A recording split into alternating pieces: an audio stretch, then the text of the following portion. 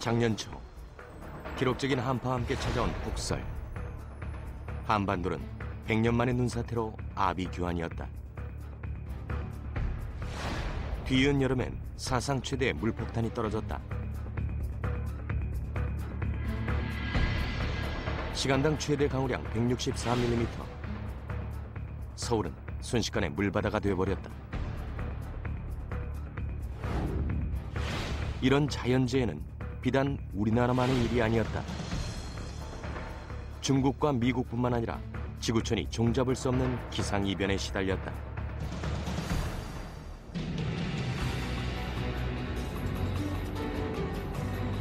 사상 최악의 이상기후의 해로 꼽힌 2011년을 뒤로하고 밝아오는 2012년에는 이런 기후의 위협을 피해갈 수 있을까?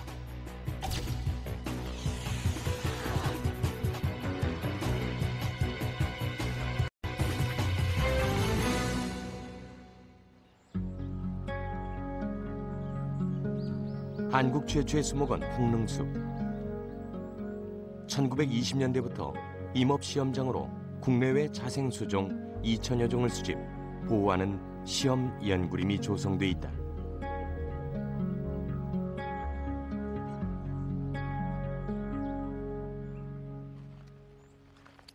그런데 최근 이곳 나무들의 심상치 않은 변화가 임업연구사를 긴장하게 만든다. 갑자기 눈이 봄에 예기치 못하게 눈이 많이 온다거나, 지금 최근처럼 이렇게 겨울이 계속 춥다거나, 혹은 그럼에도 불구하고 또 가을이 굉장히 덥다거나, 이런 것들 하게 되면 자기들이 어떤 가지고 있는 생체 리듬 자체를 굉장히 잃어버리게 될 수도 있는 거죠. 여기 지금 꽃망울이 터지려고 지금 그러잖아요. 여기 꽃망울이거든요. 여기. 월동을 하려면 그런 쓸데없는 데 에너지를 쏟지 않는 거죠. 이런 지금 오늘 꽃이 피어서는 안 될 시기에 이런 데 에너지를 이제 투입을 하게 되면 예를 들어 어떻게 보면 좀 혼란스럽다고 볼 수 있는 거죠. 봄이면 꽃을 피우고 가을이면 열매를 맺던 나무들이 마치 치매를 앓는 듯 계절마저 잊어버렸다. 이 무렵이면 소나무 가지 끝에 달려 있어야 할 솔방울도 올해는 찾아보기 힘들다. 재작년에 맺은 힘이른 쭉정이만이 간신히 버티고 있다. 나무는 지금 자신들의 생체 리듬을 잃어가고 있는 것이다. 올해 정상적으로 이제 수분이나 수정이 이루어졌다면 가지 끝쪽에 이렇게 열편이 열개가 되지 않은 솔방울들이 이렇게 달려 있어야 돼요. 그런 것들이 지금 찾아보기 힘들죠. 가지 끝쪽으로.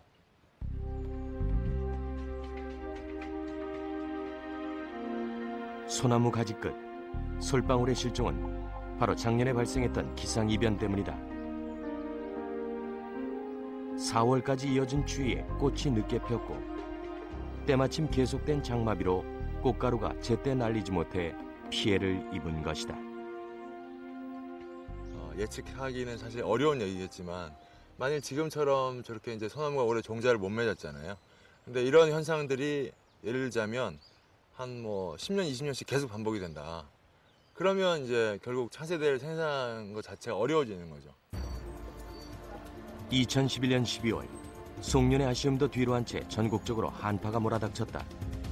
체감온도가 무려 영하 20도 아래로 떨어진 날씨였다. 갑작스런 추위에 옷깃을 여며보지만 이도 별 효과가 없어 보인다. 작년에 이어 또다시 예사롭지 않은 이상기후의 징조가 아닐까 걱정스럽기까지 하다. 작년에 비해서 많이 추운 것 같아요. 가을이 없어진 것 같아서 바로 겨울로 넘어가서 너무 추워요. 아직도 반파로 파는 데도 있고 그러니까 이제는 기후라는 그 자체가 없어진 것 같아요. 추웠다가 약간 좀 풀렸다가 그 변화가 차이가 너무 심한 것 같아요.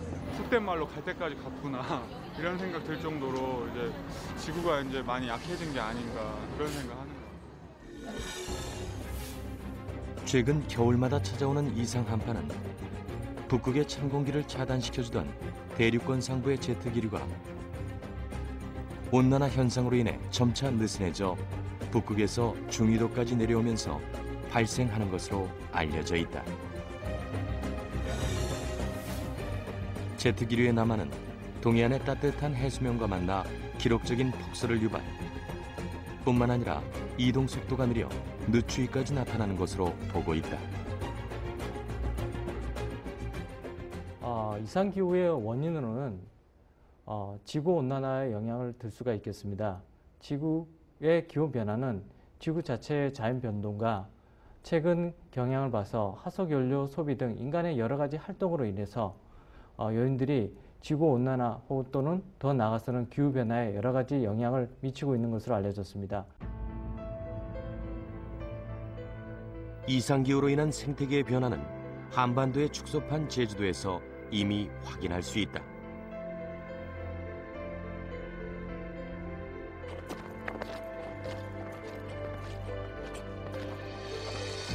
해발 1950m로 굳게 솟은 한라산.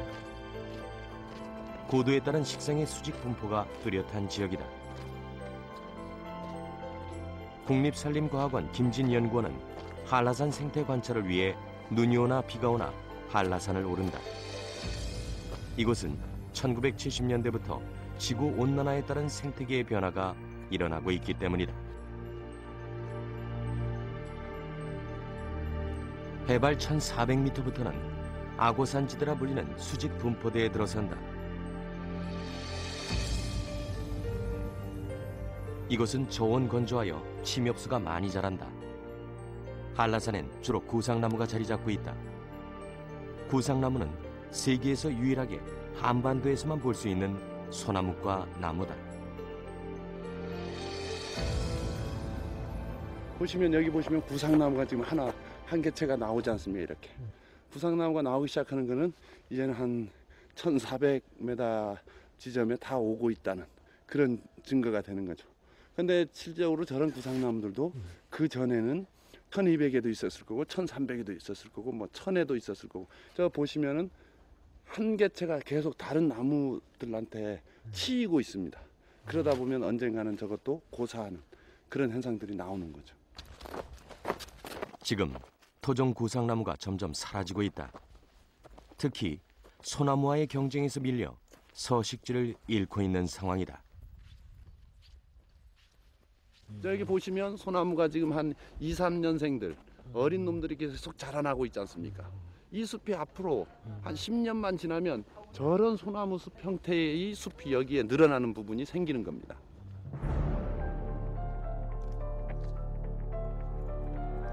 예전 같으면 구상나무 숲이어야 할 이곳은 이미 어린 소나무들이 자리 잡았다. 문제는 구상나무의 자연 묘목을 찾아보기 힘들다는 것. 몇십 년을 이 땅에서 커온 남은 구상나무마저 고사하면 한라산 해발 1400m에 더 이상의 구상나무는 없다.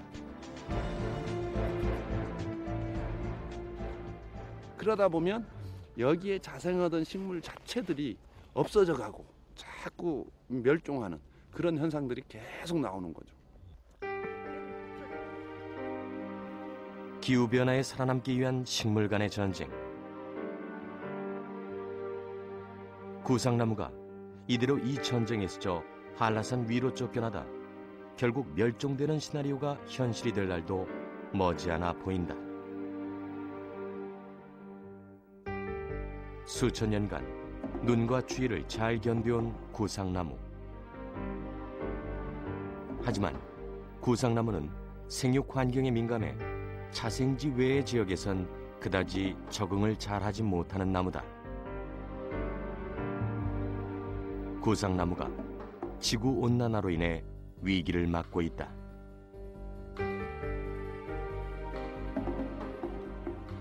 구상나무가 많이 고사하고 있는 장소 같습니다. 보니까 이 넓은 지역 요거 남아 있는 겁니다. 지금 계속 소나무들이 올라오니까 이놈들은 결국엔 여기도 소나무 맛이 되겠죠. 그 빈틈을 파고든 소나무는 40여 년 만에 최대 4배가 확장됐다.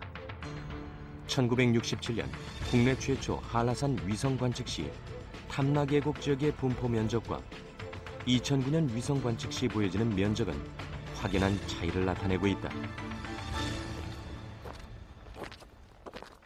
소나무뿐만 아니라 한라산 식물의 전쟁에서 승리하고 있는 놈이 또 있다.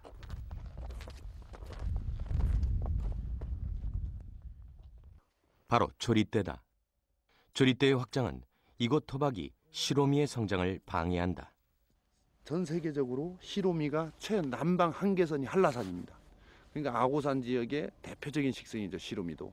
근데 지금 이것도 보시면은 지금 눈에 묻혀서 잘 안 보이시지만 보시면 이렇게 이런 조리대들이 이런 형태로 이 식물을 덮어가고 있기 때문에 이것도 나중에는 어떻게 피압이 돼서 제대로 자랄 수가 없는 상황이 되는 거죠.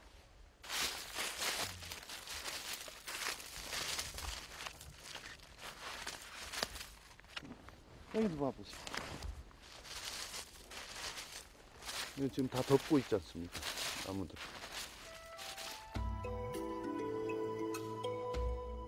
조리대는 1967년 위성 관측 당시 찾아볼 수 없었다. 하지만 지금은 고지대에서도 쉽게 눈에 띈다. 이런 한라산 식생대의 변화는 불과 40여 년 만에 일어났다. 그 사이 제주의 평균 기온은 1.1도 상승했다.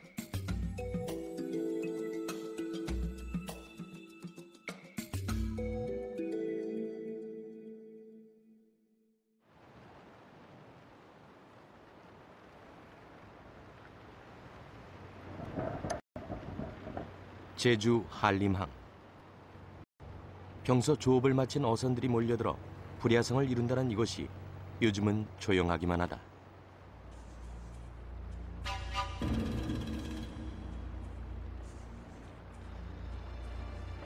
수산물 위판장도 사정은 마찬가지다. 경매 시간을 코앞에 두고 갓 잡아올린 생선들을 모아보지만 예전만 못하다. 지난 11월 제주의 늦더위가 기승을 부린 뒤 이어진 갑작스런 추위로 어획량이 줄었기 때문이다. 네, 거기가 많이 안 들어간 거지. 그럼 많이 들어오면 저쪽 판장에도 들어오는데 여기도 가뜩 안 찼는데. 이상기후로 만선의 꿈을 이룬 사람들. 10만 공 7,100원. 자, 10만 공 5천, 10만 공 5천, 7번, 10만 공 5천, 7번. 뿐만 아니다. 일찍이 제주 지역에서는 다금바리, 쥐동, 능성어 등의 고유 어종으로 어업이 이루어졌다. 하지만 지금 이들 고유 어종은 귀한 어종으로 둔갑했다. 좀 귀한 종이에요, 귀한 종.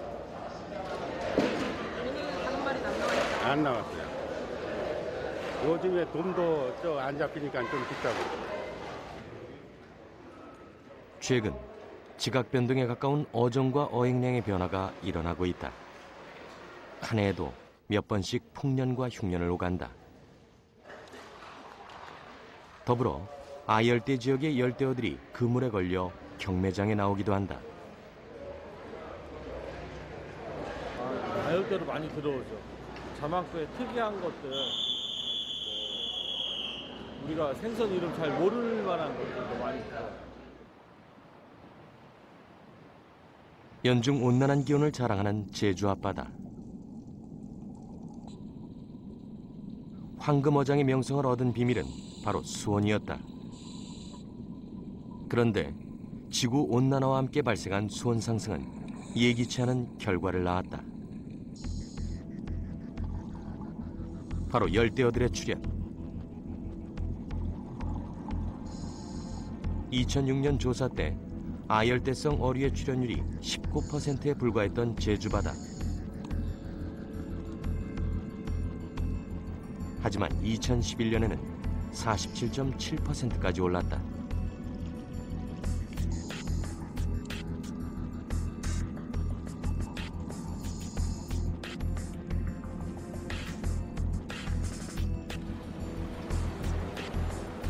피할 수 없는 변화가 지금 가속화되고 있는 것이다.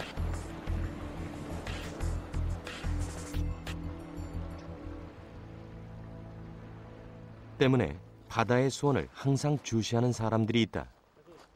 저희들이 매일매일 하는 이유는 실제로 수온이라는 게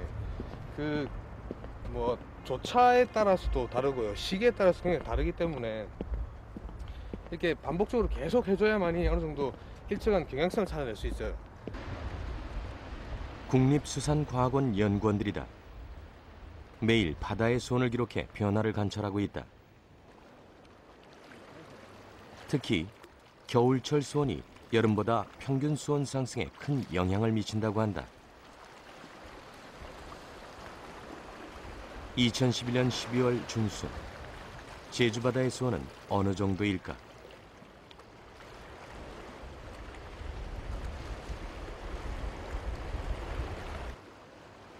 겨울철 수온은 12.5도에서 15.5도의 범위에서 크게 벗어나지 않는다.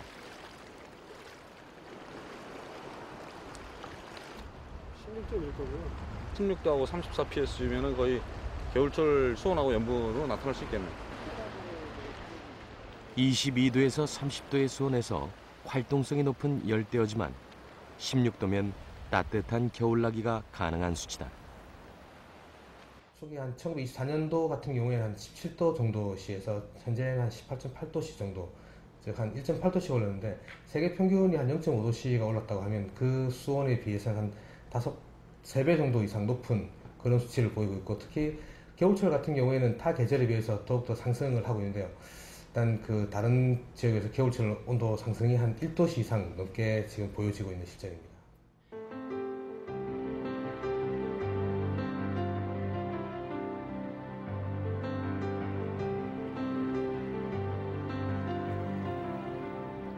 겨울에도 해녀들의 물질은 멈추지 않는다. 하지만 바다의 급격한 변화는 이들의 삶에 영향을 미친다.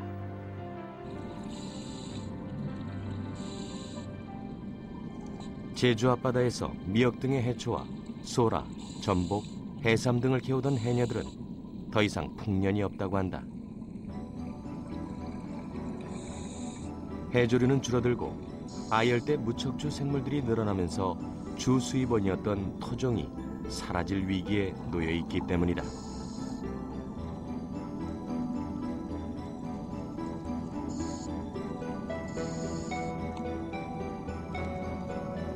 이대로 간다면 해녀들은 일선을 놓아야 할 판이다.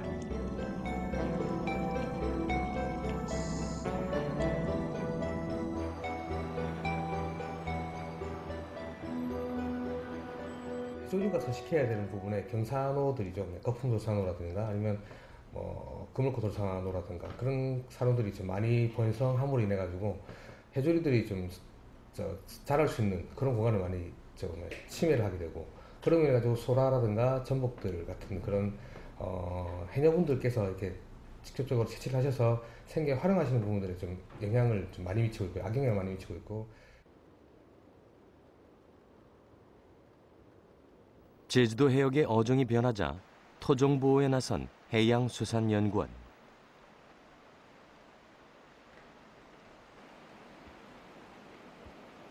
이것이 어린 홍해삼입니다. 홍해삼. 6개월 하게 한 2에서 5g 정도 자라는 홍해삼이고, 한 2년쯤 되면 한 300g 정도, 한 200g 정도. 이런 놈이 이제 더 자라가지고, 요 같은 경우에는 이제 내년도 한 5월달에 이제 방류하게 되는 거죠. 해양수산연구원은 홍해삼뿐만 아니라 매년 다양한 수산 종묘 방류 사업을 벌이고 있다.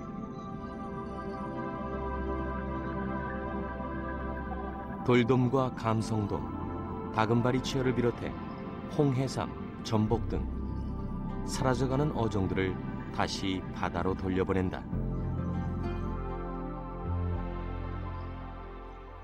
요즘 기후 변화 등으로 인해 가지고 점점 제주도 해역이 아열대화되면서 기존에 서식하고 있던 어종이 이제 이동하거나 자원이 감소하게 따라 가지고 저희들 방류 사업의 주 목적은 이제 자원 증강 측면도 있고 토속 어종 보호 측면에서 역점을 둬 가지고 이제 방류 사업을 이제 실시하게 하고 있습니다. 국내 유통되는 자연산 전복의 경우 80% 정도가 방류 사업을 통해 다시 걷어들인 것으로 조사돼진다. 해양수산연구원은 개별 전복에 금속 태그를 달아 이를 추적 조사하고 있다. 이 상태에서 이것이 한 3cm 정도 되는데 요 금속 태그를 붙여가지고 방류하면은 이렇게 성장하게 되는데, 이 성장하는 태가 각장 한 10cm 정도 되면은 저희들이 어획하게 되는데 어획하면서 이제 저희들이 언제 방류한 거고 어느 정도 이제 우리가 해수되고 있는 거를 이제 효과 조절할 수 있는 거죠. 최근에는 아열대성 산호 군락 확산에 대비해 폐류 자원 보호도 시작됐다. 아직은 포자 증식 연구에 노력하고 있는 단계지만 조만간 이 역시도 바다의 품으로 돌아갈 예정이다. 지금 제주 바다는 변화와 적응, 보호의 기로에서 돌파구를 찾고 있다.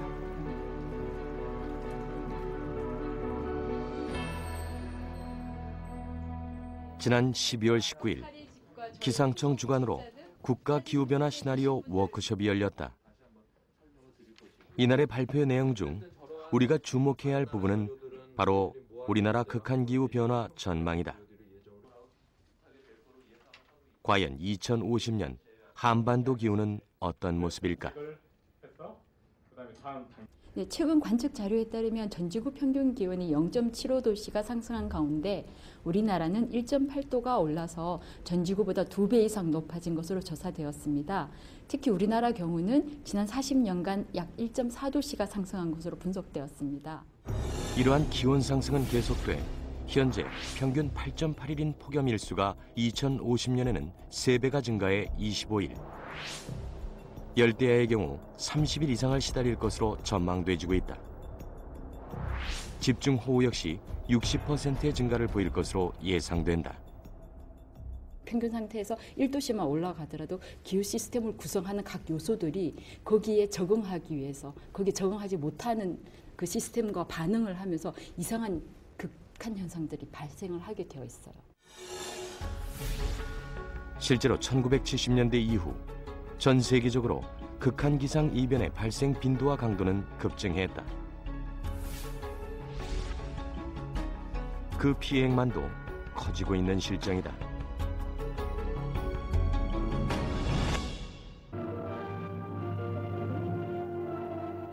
1904년 기상 관측이 이루어진 이후 강수, 기온 등 기후 요소의 최고치인 극갑갱신은 수차례 이루어졌다. 하지만 2000년대에 들면서 매년 평균 68명의 인명피해, 1조 7천억 원의 재산 피해가 발생하는 등 대규모 풍수해가 집중 발생하고 있다. 작년 여름 집중호우로 겪은 악재, 우면산 산사태가 바로 그 예다. 이상 기후를 막을 수는 없을 거예요.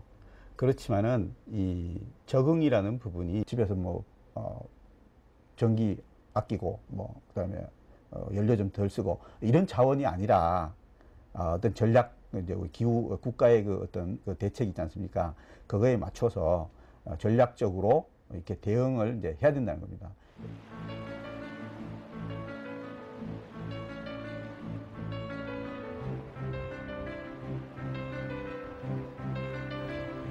제주도의 추자도 앞바다가 낚시꾼들의 명소로 거듭나고 있다.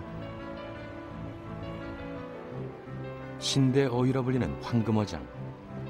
평소 참돔, 돌돔, 농어 등 고급 어종이 잘 잡히기로 소문난 곳. 하지만 최근 생소한 물고기가 종종 걸려 올라온다는 소문에 낚시꾼들이 모여들고 있는 것이다.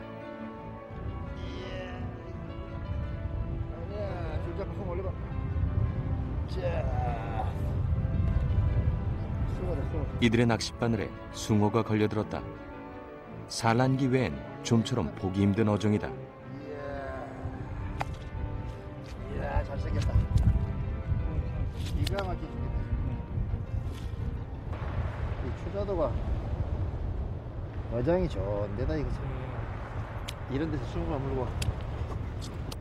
숭어는 어쩌다 길을 잃어버리고 만 것일까? 제주도의 한 양식장. 바닷물을 끌어들여 양식장을 만들었다. 이 대형 수조는 먼 바다로 나가야만 잡힌다는 참다랑어의 새로운 보금자리다. 2008년부터 제주도에선 참다랑어 양식이 실험적으로 이루어지고 있다. 육지에 양식장을 세워 참다랑어를 키우는 것은 작년에 처음 시도됐다. 지금까지는 별탈 없이 무사히 자라고 있다.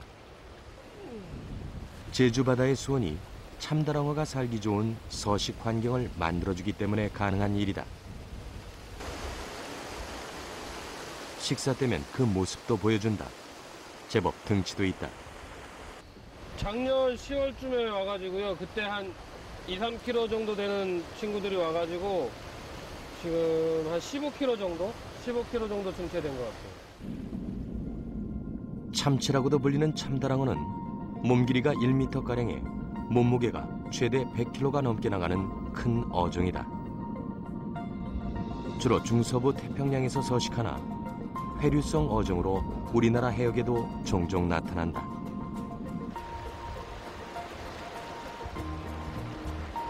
참다랑어를 키움에 있어 가장 중요한 것은 바로 수온이다.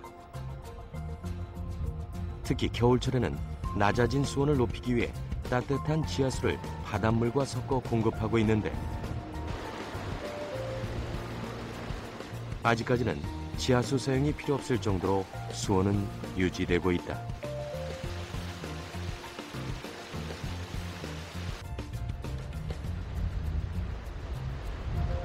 겨울이 되면 이제 10도 이하로 또 떨어지는 경우가 생기면 그때는 다시 지하수를 섞어가지고 온도를 약 한 3-4도 정도 높여가지고 이제 고기들이 좋은 환경을 이제 가질 수 있게 만들어주는 거죠. 지하 해수를 섞어서.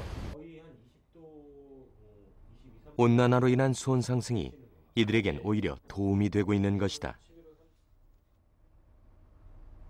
예년에 비하면 이 정도 되면 한 수온이 한 15도 이 정도 됐었는데 지금은 한 19도 정도 되니까 예년보다는 한 4도 정도는 더 올라가 있는 상태인 것 같아요. 제주도는 미래 전략으로 기후변화 대응에 발빠르게 움직이고 있다. 지난 2008년 농촌진흥청 산하 난지농업연구소가 온난화 대응 농업연구센터로 명칭을 변경하고 변화하는 기후에 적응할 수 있는 농산물 개발에 앞장서고 있다.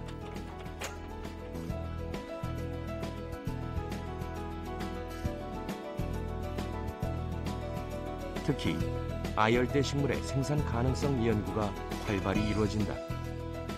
과연 겨울을 나야 하는 우리나라에서 열대 농산물이 잘 자랄 수 있을까? 개욱이라는 과실인데 이게 베트남 같은 데는 많이 이용된다고 그래요. 익으면 저렇게 주황색 되는데 빨갛게 되는데 밥에 같이 넣어서 밥을 하면은 살이 많이 쪄요. 제주도 특산물 감귤. 한때 제주도에서만 나는 효자 작물이었지만 지금은 상황이 달라졌다. 밑각맛도 좋고 남해안 일대에도 감귤 나무가 무사히 정착해 이제 생산에 나섰다.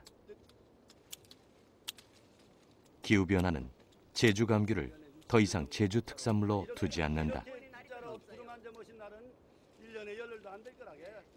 지구 온도가 1도씩 2도씩 높아졌을 때 예를 들면 감귤이 지금 현재 제주 지역만 이제 재배되고 있잖아요. 원주 밀감 중심인데 온도가 높아질수록 이제 남해안까지 이제 재배가 가능하다는 거죠.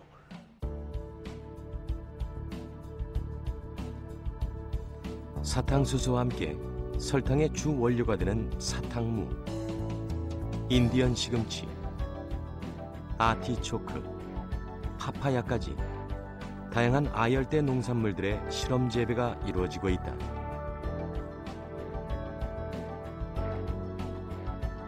이런 연구와 노력으로 최근에는 상용화에도 도전하는 품목들이 생겼다.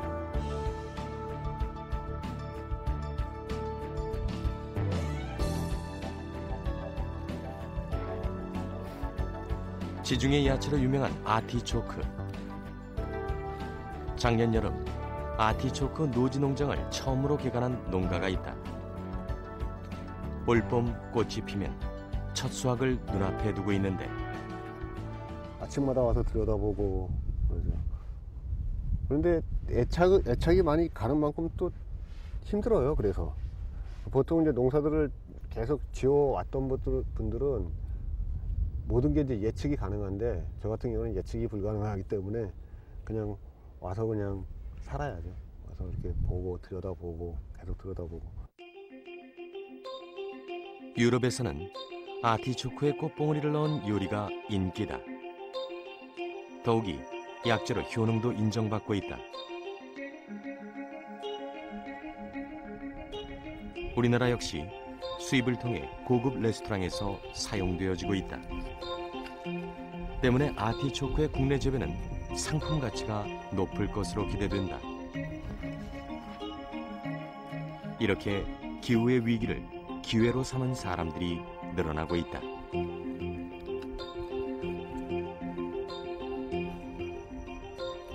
시험 재배에서 다 성공을 했으니까 일단은 내년 5월에 꽃대가 올라오는 걸 봐야죠. 꽃봉오리가 올라오는 걸 봐서 꽃봉오리를 채취해서 식용으로 사용하거든요. 그래서 그거 올라오는 걸 봐야 되고, 그리고 뭐 제 생각에는 될 것 같아요. 기상청에 따르면 2100년까지 한반도의 기온은 현재보다 약 4도의 상승을 내다보고 있다. 이에 따라 기상이변 역시 갑자기 급격하게 찾아올 것이라는 예측도 할 수 있다. 그러니까 우리 다음 세대들은 정말 상상할 수 없는 그런 것들을 겪어야 되지 않을까. 그렇기 때문에 이 적응이 굉장히 중요하다. 정말 지금 현재 이 기후 변화에 대한 이 대응을 지금 세대에 하지 않는다면은 상상할 수 없는 그런 영향이 우리 다음 세대에 반드시 올 것이다. 저는 이렇게 봅니다.